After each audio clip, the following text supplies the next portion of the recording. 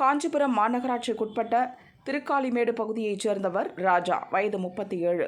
காஞ்சிபுரத்தில் பிரபல ரவுடியாக வலம் வந்தவன். இவன் மீது கொலை முயற்சி, ஆள் கடத்தல் என 20க்கும் மேற்பட்ட வழக்குகள் நிலுவையில் உள்ளன.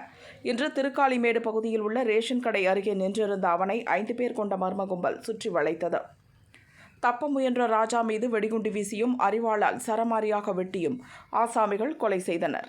போலீசார் வந்து ராஜா உடலை கைப்பற்றி பிரேத பரிசோதனைக்காக காஞ்சிபுரம் அரசு மருத்துவமனைக்கு அனுப்பி வைத்து விசாரணை நடத்தி வருகின்றனர். கோயில் நகரம் என அழைக்கப்படும் காஞ்சிபுரத்தில் பட்ட பகலில் நடந்த இக்கொலை சம்பவத்தால் மக்கள் அச்சத்தில் உள்ளனர். யார் இந்த ராஜா? 20 ஆண்டுகளுக்கு முன் தனியார் நிதி நிறுவனத்தில் ராஜா வேலைக்கு சேர்ந்தான். வராத கடன்களை வசூல் செய்வதுதான் அவன் வேலை. அந்நேரம் வசூல் ராஜா படம் வந்த சமயம் என்பதால் இவனையும் வசூல் ராஜா என நண்பர்கள், உறவினர்கள் அழைத்தனர். நாளடைவில் அதுவே அவன் அடையாளமாகி போனது. பிறகு தனக்கென சில ஆட்களை சேர்த்து கொண்டு சிறு சிறு அடிதடி கட்ட பஞ்சாயத்தில் ஈடுபட துவங்கினான். தனக்கென ஒரு கேங்கை உருவாக்கிய பிறகு காஞ்சிபுரம் நகரின் பிரபல தாதாவாக விளங்கிய ஸ்ரீதர் தனபாலின் அறிமுகம் கிடைத்தது. அவனது கூட்டாளியாக மாறினான். 2009ஆம் ஆண்டு ஜோசப் மற்றும் அவரது நண்பர் 2 கொலை செய்யப்பட்டனர். வசூல் ராஜா தான் ஸ்கெட்ச் போட்டு 2 பேரையும் தூக்கினான். அதன் பிறகு வசூல் ராஜாவின் கை ஓங்கியது.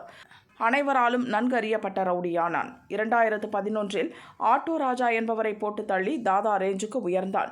அந்த சமயத்தில் ரவுடிகளுக்கு எதிரான நடவடிக்கையை போலீசார் தீவிரப்படுத்தினர். வசூல் ராஜாவின் குரு ஸ்ரீதர் தனபால் வெளிநாட்டுக்கு தப்பி ஓடினார். 300 கோடிக்கு மேல் சொத்துக்களை குவித்த ஸ்ரீதர் தனபால் 2017ஆம் ஆண்டில் கம்போடியா நாட்டில் அனாதை போல தற்கொலை செய்து கொண்டான். அதன் பிறகு ஸ்ரீதர் தனபால் இடத்தை பிடிக்க வசூல் ராஜா உள்ளிட்ட சிலர் முயன்று காஞ்சிபுரம் நகரில் ரவுடிகளாக வலம் வந்தனர். 5-6 ஆண்டுகளுக்கு முன் காஞ்சிபுரம் மாவட்டத்தில் அட்டூழியத்தில் ஈடுபட்டு வந்த பல ரவுடிகள் கைது செய்யப்பட்டு சிறையில் அடைக்கப்பட்டனர். அந்த வகையில் வசூல் ராஜாவும் கைது செய்யப்பட்டான். குண்டர் சட்டமும் அவன் மீது பாய்ந்தது. 1 ஆண்டுக்கு முன் சிறையை விட்டு வெளியே வந்த வசூல் ராஜா திருந்தி வாழ முடிவெடுத்தான். நான் இனி எந்த ரவுடித்தனத்திலும் ஈடுபட மாட்டேன். அதே நேரத்தில் என் மீது நிலுவையில் உள்ள வழக்குகளை எதிர்கொள்ள தயாராக இருக்கிறேன் என அதிகாரிகளிடம் உறுதிமொழி பத்திரம் எழுதி கொடுத்தான். அதன் பிறகு 2 லாரிகளை வாங்கி தொழில் செய்ய ஆரம்பித்தான். ஆனால் வசூல் ராஜாவை திருந்தி வாழ அவனது எதிரிகள் விடவில்லை. அவனை பழிக்கு பழி வாங்க தொடர்ந்து நோட்டம் விட்டனர். இன்று பிற்பகல் வீட்டிலிருந்து 1 கிலோமீட்டர் தூரத்தில் உள்ள ரேஷன் கடை அருகே நண்பர்களுடன் பேசிக் கொண்டிருந்தான். அங்கு 5 மர்ம நபர்கள் பதுங்கியிருந்தனர். திடீரென வசூல் ராஜா மீது நாட்டு வெடிகுண்டை வீசினர். நிலை குலைந்து விழுந்த வசூல் ராஜாவை அரிவாளால் சரமாரியாக வெட்டிவிட்டு தப்பிச் சென்றனர். இதில் சம்பவ இடத்திலேயே அவன் இறந்தான்.